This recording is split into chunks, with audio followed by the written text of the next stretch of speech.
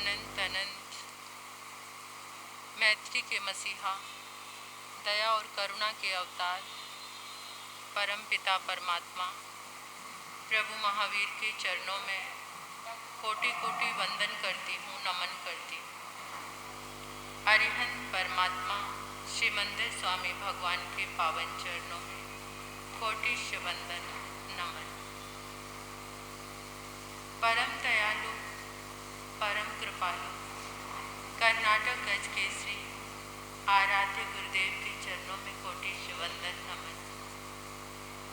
तब का दिव्य वरदान देने वाले मम आराध्य गुरुवरिया श्री प्रवेश कुमारी जी महाराज साहब के चरणों में कोटिश वंदन नमन।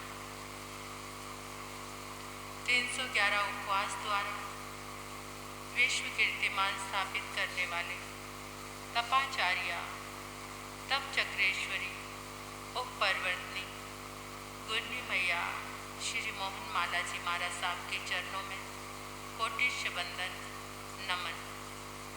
मेरे जीवन पर अनंत उपकार करने वाले, धर्म का दिव्य दान देने वाले आराध्य गुरनी मैया के पावन चरणों में कोटि कोटि वंदन करती हूँ, नमन करती हूँ। स्नेहित, प्रिय, छोटी साध्वियाँ, इस पावन प्रांगण में आए परमात्मा के प्यारे प्यारे भक्तों, हृदय के आंगन में आप सभी का स्वागत करती हूँ।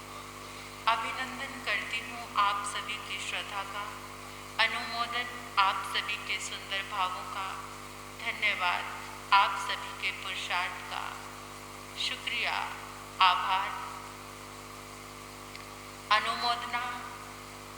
आपने 29 दिन की इस दिव्य साधना से स्वयं को जोड़ा और वो परम सौभाग्यशाली हैं जिन्होंने मन में ये संकल्प धारण किया है, जिनका मन इस भक्ति भाव से जुड़ा है कि मुझे चाहे कुछ भी हो जाए, 29 दिन की ये साधना परमात्मा के इन दिव्य गुणों का गान अवश्य करना है। परमात्मा की इस दिव्य साधना के शुभ स्पंदनों को, शुभ वाइब्रेशन को लेना है। ब्रह्मांड में आज भी कायम तीर्थंकर परमात्मा की वो दिव्य ऊर्जा आपका आलंबन, आपका सहयोग करेगी। जितना जितना हमारा समर्पण होगा, उतने ही वो शुभ वाइब्रेशन, वो शुक्ल लेशा के शुभ पुद्गल हमारे भीतर में प्रवेश करेंगे, जिन अनंत पुण्य के प्रभाव से हमारा जीवन, हमारे परिवार में, हमारे समाज में, हमारे देश में, हमारे राष्ट्र में एक मंगल स्पंदना का प्रचार और प्रसार होगा। ये आपके शुभ पुद्गल केवल आप तक सीमित नहीं है, ये पूरे वायुमंडल को, पूरे वातावरण को स्वच्छ, निर्मल, पावन बनाने में सहयोग करे। अगर किसी बुराई को जीतना है तो कोई तलवार, कोई बंदूक उठाने की जरूरत नहीं है। बस शुभ चिंतन अपने भीतर में लेकर आ जाओ, बुराई अपने आप ही खत्म होती चली जाएगी। किसी से लड़कर आप जीत नहीं सकते। अगर जीतना है तो अपने भीतर में शुभ भावों का, शुभ लेशा का उद्घाटन करो और परमात्मा के ये दिव्य गुण ही हैं जो पूरे वातावरण को स्वच्छ, निर्मल, हमारी आत्मा को पावन, पवित्र और आत्मा के ऊपर जो आवरण आया है, उस आवरण को उठाने में, उन दिव्य गुणों को प्रकट करने में ये सहाय है। लौकिक इच्छाओं के साथ साथ अध्यात्म का भी वर्धन हो रहा है। तो आओ, जम्बू स्वामी जैसा हृदय बनाकर हम परमात्मा के चरणों में उनका भक्ति गान करें, भक्ति स्तुति करें समर्पण भाव के साथ, और महसूस करें परमात्मा के दिव्य गुणों की ऊर्जा, उनके शुक्ल ध्यान में शरीर के जो शुभ पुद्गल इस ब्रह्मांड में फैले हैं, वो मेरे भीतर में प्रवेश कर रहे हैं, मेरे रोम रोम में आ रहे हैं। जिनको भी भावना में लेकर आप ये संपुष्ट करना चाहते हैं, संपुष्ट की विधि मैं निरंतर आपको बता रही हूँ। दोनों हाथों को एक कटोरी के जैसा बनाकर एक दूसरे के ऊपर रखना है और फिर उसके बाद इस कटोरी के अंदर, इस संपुष्ट के अंदर उनको देखना जिनके लिए आप इस गाथा की आराधना करने जा रहे हैं, उनको आप देख सकते हैं। परमात्मा की शुभ ऊर्जा, शुभ तरंगे उनके पास जरूर पहुंचेंगी। सबसे बड़ी शक्ति हमारी भावना में है। अगर हमारे भावों में मन, वचन और काया तीनों योगों से समर्पण भाव है तो हमारे भाव उनके पास जरूर पहुंचेंगे। तो महसूस करें हमारा मन शांत है, वचन एकदम शांत, काया एकदम शांत। तीनों योगों से हम परमात्मा के चरणों में समर्पित हो गए हैं। महसूस करो परमात्मा प्रभु महावीर, उनका समोशरण हमारे सामने ही है और हमने समोशरण में प्रवेश करके उनका भक्ति गान प्रारंभ किया है। अपने भावों से परमात्मा के वो दिव्य गुण, उनके शुभ स्पंदन, भक्ति स्तुति करते करते हमारा चारों तरफ से मंगल होता जा रहा है। और ताकत है इस भक्ति स्तुति में, जीवन के सारे अशुभ को मिटाने की, सारी अशुभ लेशा को शुभ लेशा में प्रतीत करने की, सारे अमंगल को मंगल में बदलने की बस आपकी भावना होनी चाहिए। जब चरम पर पहुंच जाए ये भावना तो ये हमारी तरंगे तीनों लोकों को पार कर सकती हैं। इतनी ताकत है, इतनी शक्ति है हमारे पास। तो आज 9वीं गाथा का संपुष्ट है और 9वीं गाथा जो मन से भी निर्बल है और तन से भी निर्बल है, कमजोर है, जिसको हर समय लगता है कुछ काम करने की इच्छा नहीं होती, एकदम शरीर आलस से और कमजोरी से भरा हुआ है, तो परमात्मा के इस दिव्य भक्ति गान से, इस 9वीं गाथा की निरंतर आराधना से बल मिलता है, शक्ति मिलती है, अनंत वीर्य शक्ति का आरोहण हमारे भीतर होता है। तो जिसके लिए और वैसे भी जिस कार्य के लिए आप सोचेंगे वो कार्य भी संपन्न होगा, क्योंकि परमात्मा के दिव्य गुणों में वो सारी शक्ति है। तो आओ भक्ति भाव के साथ प्रभु को वंदन करें। जम्बू स्वामी जैसा हृदय लेकर आर्य सुधर्मा स्वामी का ये महादान हमारे जीवन का कल्याण कर रहा है। इस कलिकाल में भी आलंबन, नौका, दीप, द्वीप और हमारा सहारा बन रही है ये भक्ति स्तुति। तो आओ वंदन करते हैं परमात्मा प्रभु महावीर के चरणों में। परम पिता परमात्मा प्रभु महावीर के चरणों में मेरा कोटिश्य वंदन। परम पिता परमात्मा प्रभु महावीर के चरणों में मेरा कोटिश्य वंदन। परम पिता परमात्मा प्रभु महावीर के चरणों में मेरा कोटिश्य वंदन। पंचम गणधर आर्य सुधर्मा स्वामी के चरणों में मेरा कोटिश्य वंदन। पंचम गणधर आर्य सुधर्मा स्वामी के चरणों में मेरा कोटिश्य वंदन। पंचम गणधर आर्य सुधर्मा स्वामी के चरणों में मेरा कोटिश्य वंदन। वैराग्य मूर्ति श्री जम्बू स्वामी के चरणों में मेरा कोटि कोटि वंदन। वैराग्य मूर्ति श्री जम्बू स्वामी के चरणों में मेरा कोटि कोटि वंदन नमन।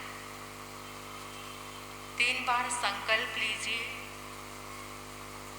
जो भी आप जिस कल्याण भावना के साथ, मंगल भावना के साथ, जिस शुभ के साथ आप इस आराधना को करने के लिए तैयार हुए हैं, तो 3 बार अपना संकल्प दोहराएं।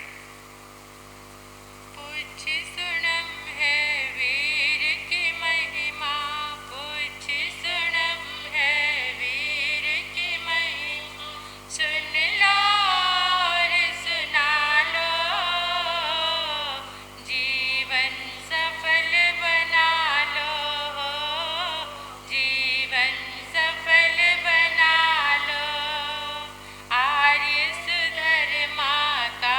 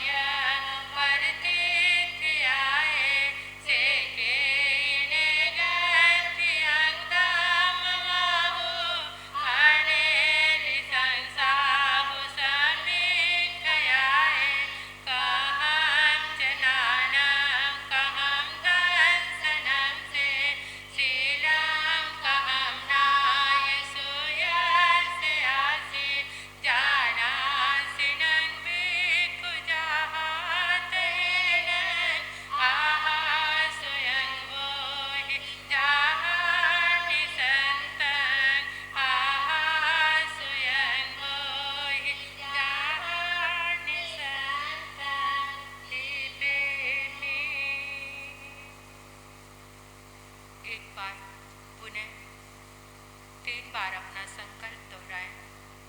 जिस संकल्प को लेकर आप ये अनुष्ठान कर रहे थे, उसी संकल्प को 3 बार फिर से दोहराएं। परमात्मा के इन दिव्य गुणों का गान आपके जीवन की दिशा को बदलने वाला है। प्रातःकाल की ये शुरुआत परमात्मा की ऊर्जा से अगर शुरू हो जाए तो इससे बड़ा मंगल और कोई भी नहीं। कुछ लोगों की सुबह हाय हाय करते हुए होती है, कुछ लोगों की सुबह वाह वाह करते हुए होती है। वाह परमात्मा की आराधना, वाह परमात्मा के दिव्य गुणों का गान करने का मुझे अवसर मिला, वाह मेरा कितना सौभाग्य है। बस इन अक्षरों के साथ जब आप जुड़ जाते हैं तो हर जगह जीवन में आपको वाह वाह मिलती है। लेकिन सुबह उठते ही जो धर्म की शरण में नहीं, वो तो हाय हाय ही करेगा। और हाय की एनर्जी, हाय की ऊर्जा कैसी आप स्वयं ही समझ सकते हो। चारों तरफ का जितना दुख है, जितनी हाय हाय है, वो आपके पास चली आती है। और लेकिन सुबह की शुरुआत वाह से हो जाए, वाह मेरा परम सौभाग्य, मुझे 29 दिन की ये साधना मिली।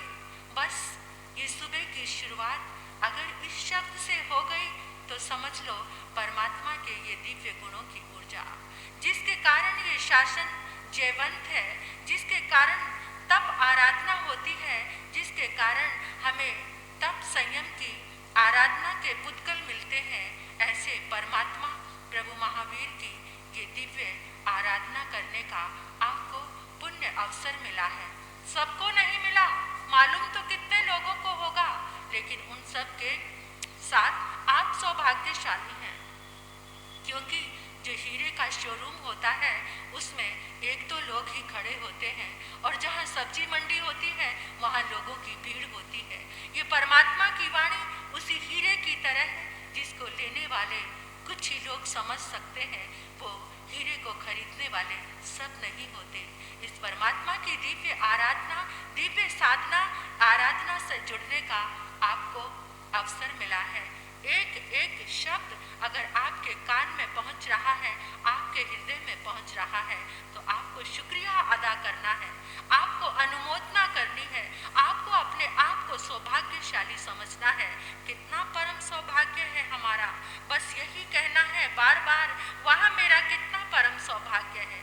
इस वाह की आराधना साधना व शुक्रिया के साथ अदा करो।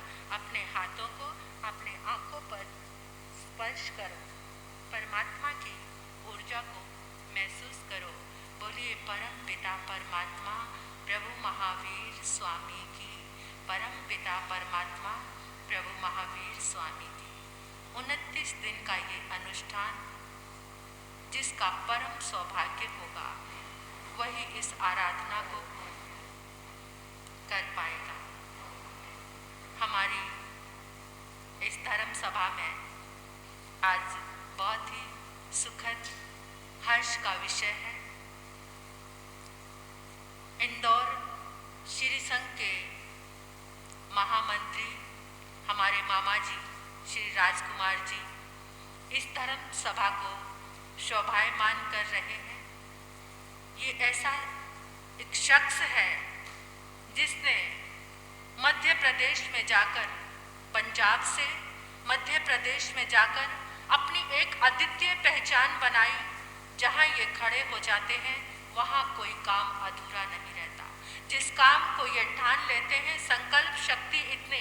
हमारे गौतमी जी महाराज जो अभी बैठे थे, गौतमी जी महाराज साहब की दीक्षा का जो कार्यक्रम था, सारा कार्यक्रम इन्होंने किया, और शायद ऐसी दीक्षा इंदौर में अभी तक नहीं हुई।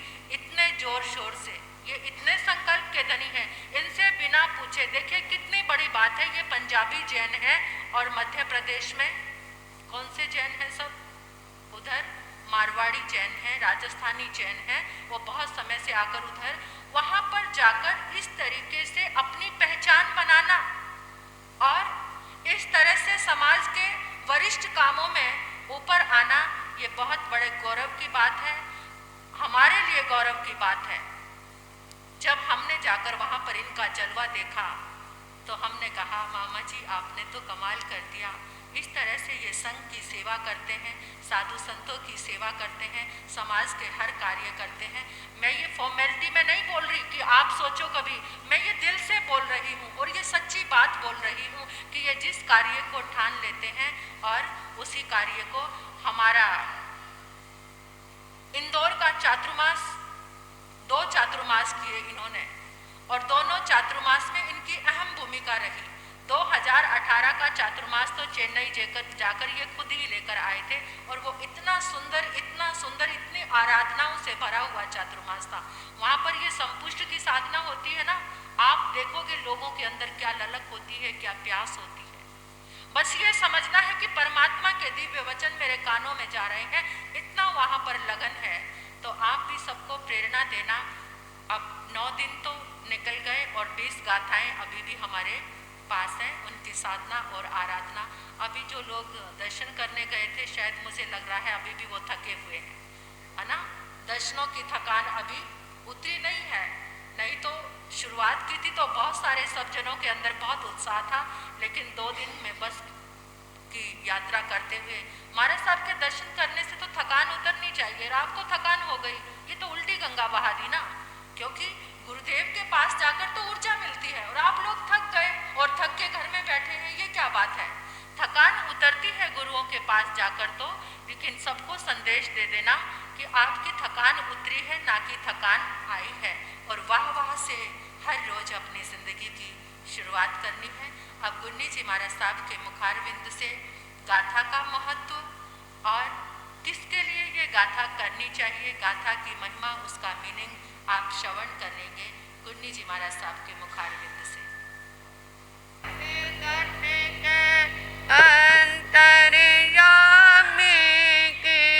घट घट के अंतर्यामी की जय बोलो महावीर स्वामी की जय बोलो महावीर स्वामी की।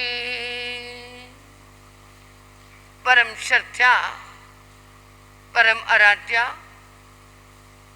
परम पूजनीय तपाचार्य तप चक्र श्री परमात्म स्वरूपा गुन्नी मैया के पावन पुनीत चरणारविंदों में हृदय की असीम असीम आस्था के साथ मेरे अनंत अनंत प्रणम्य समर्पित हूँ।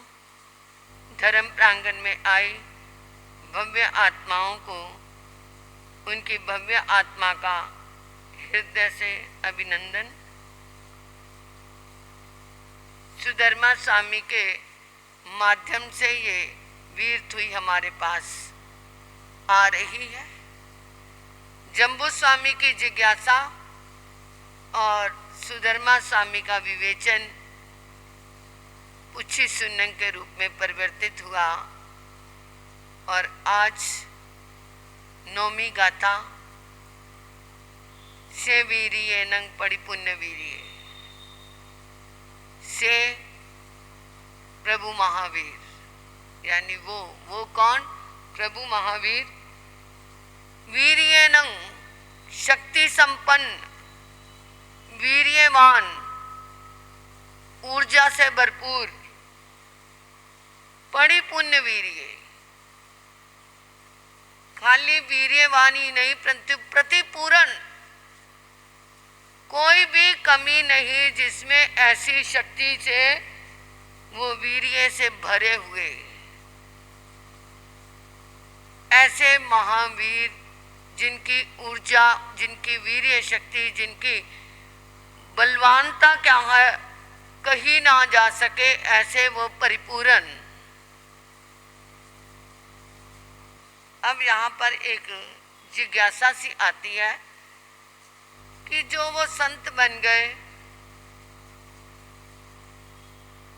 प्रभु के राह पे चल पड़े, उनको शक्ति से, उनकी वीर्य से क्या मतलब?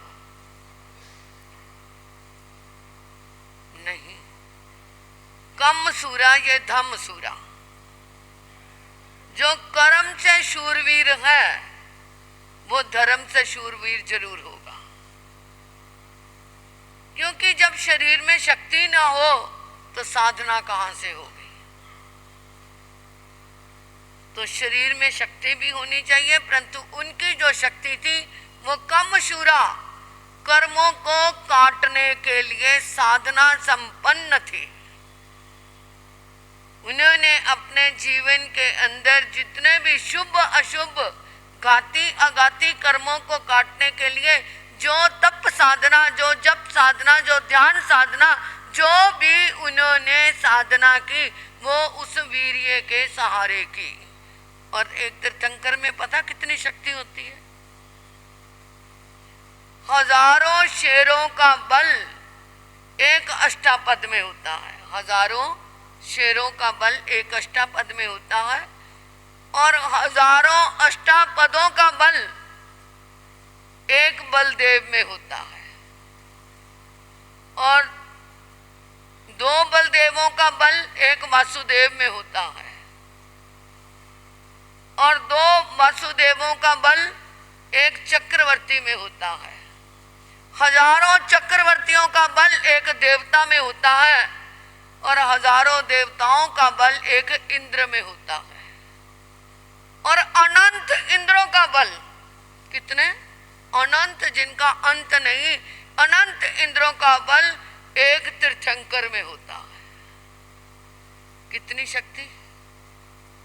इंद्र के अंदर कितना बल? हजारों देवताओं का, और उनके अंदर अनंत इंद्रों का बल क्या है? एक तीर्थंकर में होता है। तीर्थंकर एक बाजू बाहर ऐसे खड़ा करे और अनंत इंद्र उसको लग जाए, उस बाजू को झुकाने के लिए वो झुक नहीं सकती। इतना तीर्थंकर में बल कहा गया है। तो प्रभु महावीर भी क्या थे? वीर्य संपन्न थे। सुदंस नेवा नग से थे, और वो बहुत श्रेष्ठ थे। कैसे श्रेष्ठ थे? सुधर्मा स्वामी ने उपमा दी कि जितने पर्वत हैं, सुदंसने, सुदर्शन पर्वत, वह नग सब सेठे, नग मतलब पर्वत, सब मैंने सभी में सेठे श्रेष्ठ है।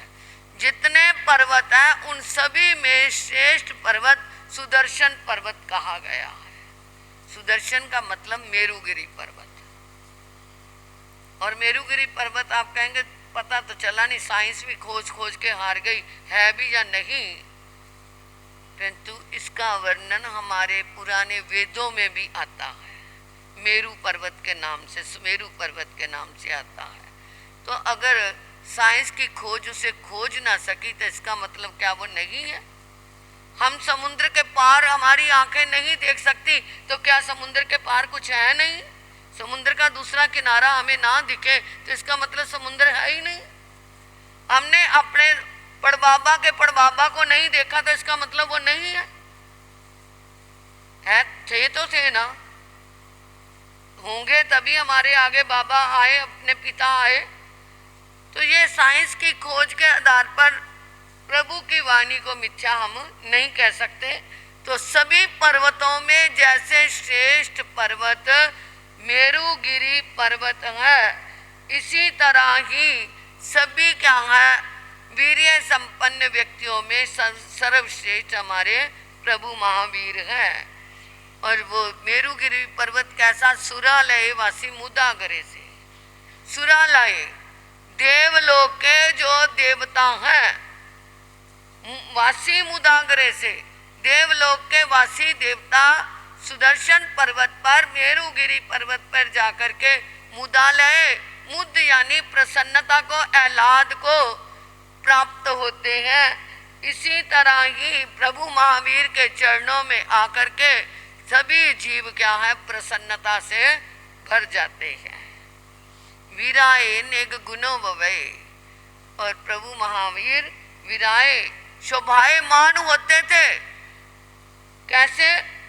नेक गुणों वै, अनेक गुणों से वो प्रभु महावीर हमेशा ही शोभायमान रहते थे। 6 महीने का तप किया, प्रभु के चेहरे पर एक भी क्या नहीं आई? कमजोरी नहीं आई, शिकन नहीं आई, कोई चेहरा कमजोर नहीं हुआ, मरझाया नहीं। और यहाँ तो इकट्ठाई कर लो तो चेहरा क्या हो जाता है? तो क्या कारण है? उन्होंने 6-6 महीने की तप किया। 6 महीने का तप, वो भी कैसा तप? निर्जल तप, पानी भी नहीं लिया। और 6-6 महीने का तप, या तो वो खड़े रहते थे, लेटते नहीं थे वो, या फिर अपने शरीर का पिछला हिस्सा जमीन पे नहीं टिकाते थे, उकड़ू आसन से बैठते थे। कितनी कठिन तपस्या है। एक बार पूज्य श्री देवेंद्र मुनि जी महाराज आचार्य सम्राट के चरणों में ये शंका रखी गई, जिस समय अजय मुनि जी महाराज ने 161 व्रत का आराधना की पंजाब में। सबसे पहले उन्होंने इतनी तपस्या करी थी, उसके बाद तो बहुत तपस्याएं हुई। तो उनसे प्रश्न किया कि प्रभु ने 6 महीने की, वो भी उनकी तपस्या करवाई गई, रोकी गई थी, क्योंकि प्रभु के 6 महीने की तपस्या, उससे ज़्यादा एक क्या है, आज के युग के साधु साध्वी नहीं कर सकते, इसलिए उनको 161 पर ही विराम करवाया। वो भी अबोध प्राणी है। प्रभु जब आचार्य सम्राट के सामने ये शंका रखी कि प्रभु की 6 महीने की क्या थी तपस्या, से उससे ज़्यादा ये क्या है, कर नहीं सकते, तो उस समय आचार्य भगवान ने क्या समाधान दिया था? आज की तपस्या प्रभु की तपस्या की समानता नहीं कर सकती, क्योंकि वो निर्जल उपवास करते थे। 6 महीने किया तो पानी भी नहीं लिया, और वो क्या है, उन्होंने लेटे भी नहीं, और वो क्या है, जमीन पे बैठे भी नहीं, या खड़े खड़े साधना की। और आज हम क्या करते हैं? लेटते भी हैं, बैठते भी हैं। मेरे गुरु जी ने 311 उपवास में, वो भी उकड़ू आसन से सारा दिन बैठे रहते थे। और जिस समय वो साधना में बैठते थे, ध्यान में बैठते थे, उस समय ये क्या है, चौकड़ी मार के बैठते थे, वरना सारा दिन वो ऐसे ही उकड़ू आसन से बैठते थे। और रात को भी बहुत कम लेटते थे। वो भी हम लोग जैसे हैं, जबरदस्ती उनको गुन्ना थोड़ी देर आराम कर लो, थोड़ी देर लेट जाओ, इतनी देर हो गई है, सारा दिन बैठे रहते हैं। अपने हमारी ये क्या है, बुद्धि ऐसा करती थी। तो वो क्या है, उनको क्या है, जब ये कहा तो प्रभु महावीर की साधना के समक्ष आज की साधना को आचार्य भगवान ने क्लियर किया कि कोई भी किसी संत साध्वी को ना रोके, क्योंकि उनकी साधना की समानता हम आज की साधना से नहीं कर सकते। तो इसलिए क्या है, वो अनेक गुणों से शोभायमान थे। उनके झुर्रियाँ क्यों नहीं पड़ती थी? ये बस एक बात मेरे बीच में रह गई कि वो इतनी तपस्या करते थे और चेहरा मुरझाता नहीं था, कुछ होता नहीं था। कारण क्या है? आजकल आपने देखा है, वो एयर टाइट डिब्बों में क्या आते हैं, खाने बंद होके आते हैं, और उन पे क्या है, 6-6 महीने तक वो खराब नहीं होते। कभी देखे आपने? है ना? क्यों नहीं खराब होते? एक तो उसके अंदर केमिकल लगाया होता है। ये बंद डिब्बों के जो प्रोडक्ट हैं, ये खाते हो, परंतु ये खाना ठीक नहीं है, क्योंकि एक तो अंदर केमिकल लगा होता है, और दूसरा वो बाहर की हवा उसमें प्रवेश नहीं करती, इसलिए वो अंदर की क्या है, जो भी चीज़ है, खाने की है, पीने की है, जो भी है, वो खराब नहीं होती। तो परंतु प्रभु महावीर के अंदर क्या है, वो साधना के कारण क्या, कोई मुरझायापन नहीं आता था। क्यों नहीं आता था? क्योंकि उन्होंने बाहर की विकारों की हवा को अपने अंदर प्रवेश नहीं करने दिया, और अंदर की आत्मा को क्या रखा, उन्होंने निर्लिप्त रखा। कोई भी अंदर उनके क्या है, कषायों का, किसी चीज का लेप नहीं था, जिसके कारण उनके अंदर वो कमजोरी नहीं आती थी। वो साधना करते थे। और आपने उस दिन आचार्य श्री जी के जन्मदिन पे सुना था ना, कि जिस समय ऑपरेशन होने लगा तो उन्होंने अभेद दृष्टि को अपना लिया था। उन्होंने अपने को ध्यान में ले गए और ऑपरेशन करते रहे, उन्हें पता नहीं चला। इसी तरह प्रभु क्या है, जब साधना करते थे तो वो क्या है, अपनी आत्मा को मजबूत करते रहते थे। आत्मा की शक्ति जहाँ आ गई, वहाँ शरीर की शक्ति कुछ भी नहीं कर सकती। तो वो अनेक गुणों से शोभायमान थे। ऐसे प्रभु महावीर सुदर्शन पर्वत की तरह क्या थे, अडिग थे। अब आगे से ये 5-6 गाथाएं उन्हीं मेरुगिरी पर्वत के ऊपर ही आएंगी कि मेरुगिरी पर्वत कितना ऊंचा है, उसके ऊपर कितने कितने वन है, कितने उपवन है, वहाँ पर कौन कौन आता है। ये क्या है, एक ज्ञान का विषय भी है और अध्यात्म का विषय भी है। आज की गाथा का लाभ जो इसका स्वाध्याय करेंगे, जिसके शरीर में कमजोरी है, कितने कितने कैप्सूल खा लेते हैं, कितने कितने टॉनिक खा लेते हैं, परंतु उनकी क्या है, वो अंदर जाके कुछ असर ही नहीं करते, फिर वैसे के वैसे ही है।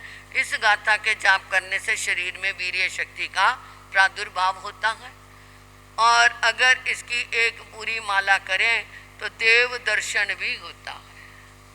इसके प्रभाव से देव दर्शन भी होता है।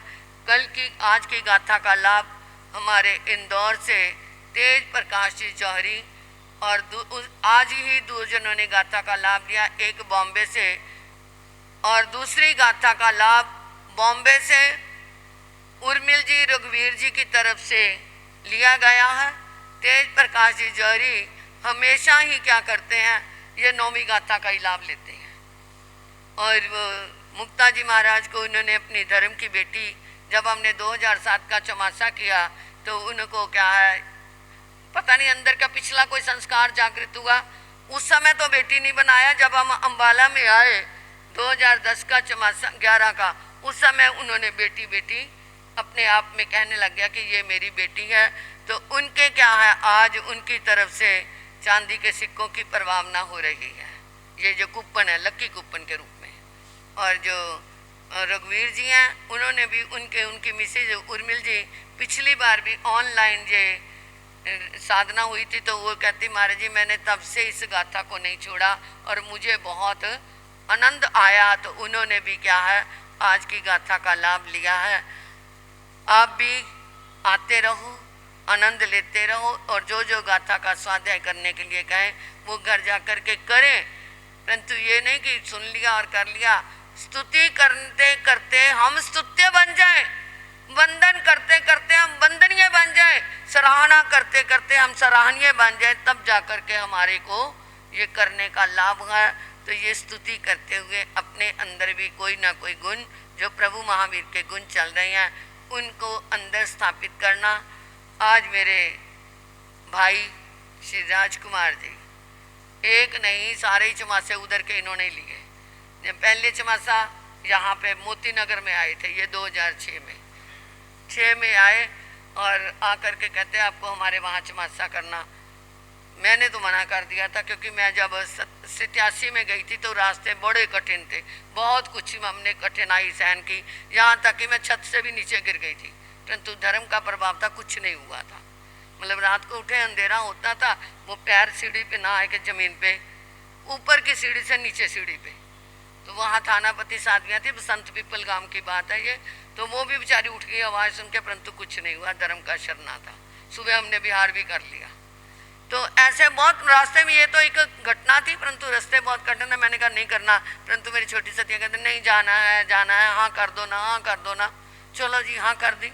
तो उस समय ये अकेले आए थे, केवल हमें देखने के लिए आए थे, मैं नहीं जानती थी इनको, केवल देखने के लिए आए थे कि सतियाँ कैसी हैं, कैसा है। परंतु इनको कैसा लगा, उसी समय इन्होंने नेमिनाथ जी को फोन किया कि मैं तो हाँ करके आ रहा हूँ, अब आप देख लो। इनकी बात चलती है वहाँ पे बरादरी में, जो इन्होंने कह दिया इनकी बात को कोई टालता नहीं है। ये तो एक कह दो कि इनकी वचन लब्धि कह सकते हैं या इनके व्यक्तित्व का प्रभाव है। इनको जुझारू साथी कहते हैं, कहीं कहीं कोई बात हुई तो जूझ भी पड़ते हैं, जहाँ पे अपनी बात को है वो अपने कर लेते हैं पूरे। तो ऐसे मेरे भाई, इन्होंने हमारे दोनों चमासे, पूना का चमासा करना था तो भी इन्होंने विजय कांजी को कराना है, तो उन सतियों का करा लो, अभी वो आ रही हैं।